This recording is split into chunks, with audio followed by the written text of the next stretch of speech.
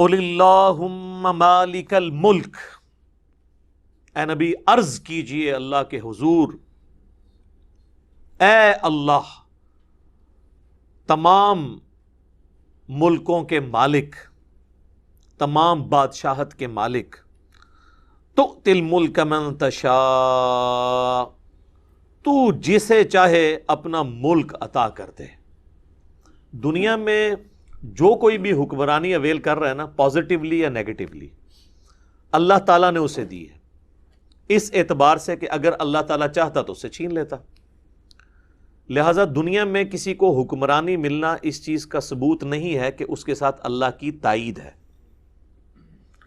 سورۃ البقرہ میں ہی نمرود کے بارے میں اللہ تعالیٰ نے فرمایا تھا، جب وہ ابراہیم علیہ السلام سے جھگڑ رہا تھا تو اللہ تعالیٰ نے فرمایا کہ اس نے اپنے رب کے معاملے میں جھگڑا کیا اس وجہ سے کہ ہم نے اسے بادشاہت عطا کی تھی۔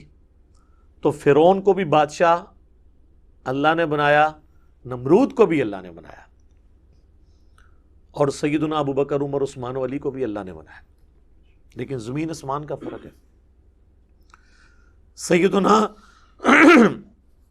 سلیمان بن داود علیہ السلام کو اللہ نے بادشاہ بنایا، لیکن اس بادشاہت میں اور فرعون کی بادشاہت میں فرق ہے۔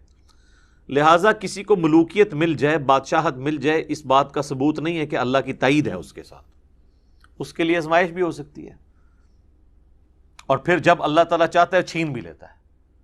ایک ایسا شخص جس کی زبان میں بھی لکنت تھی، اس سے اللہ تعالیٰ نے 300 سال کی فرعونوں کی حکومت ختم کروا دی، سیدنا موسیٰ کلیم اللہ علی نبینا وعلیہ الصلوۃ والسلام۔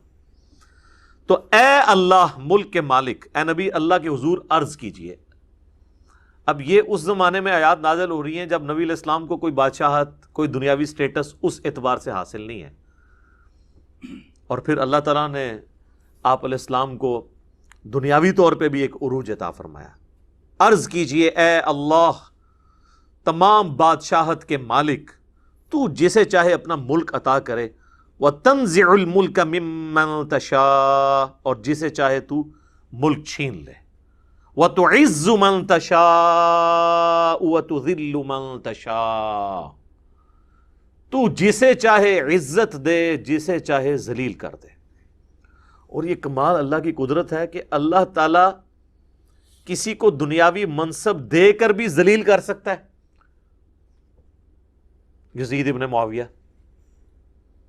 اور کسی سے دنیاوی منصب لے کر اسے محروم کر کے بے سر و سامانی کی حالت میں پورا گھرانہ لٹا کر، دنیاوی طور پہ تو یہ نیگیٹو شمار ہوتی ہیں چیزیں، عزت دے سکتا ہے حسین ابن علی علیہ السلام۔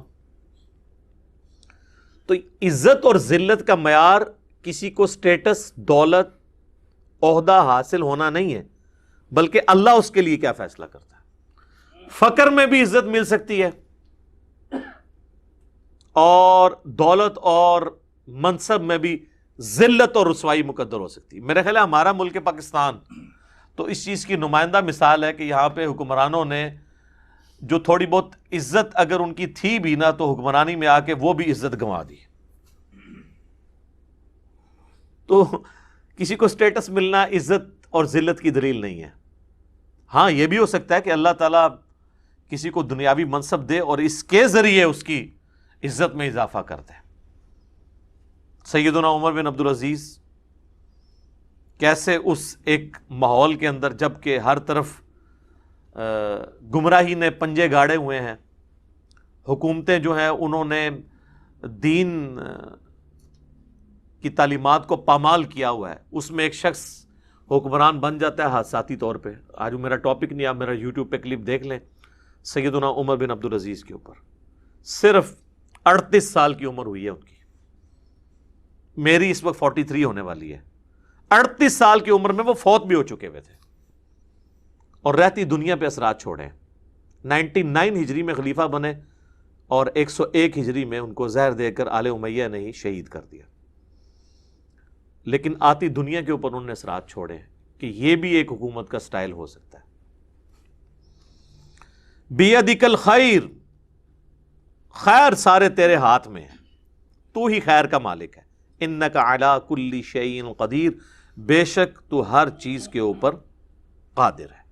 اچھا، اسی آیت کا ایک ٹکڑا ہے جو ہمیں عربی میں تو یاد ہو یا نہ ہو، پنجابی میں اردو میں لوگ بول دیتے ہیں وَتُعِزُّ مَن تَشَاءُ وَتُذِلُّ مَن تَشَاءُ۔ اردو میں بولنے میں تو ٹھیک ہے، لیکن یہ اس کی پروننسیشن یہ نہیں ہے، وَتُعِزُّ مَن تَشَاءُ وَتُذِلُّ مَن تَشَاءُ، کیونکہ یہ بڑی والی مد ہے، یہ مد کھینچنا لازم ہے، اردو میں چل جاتا ہے۔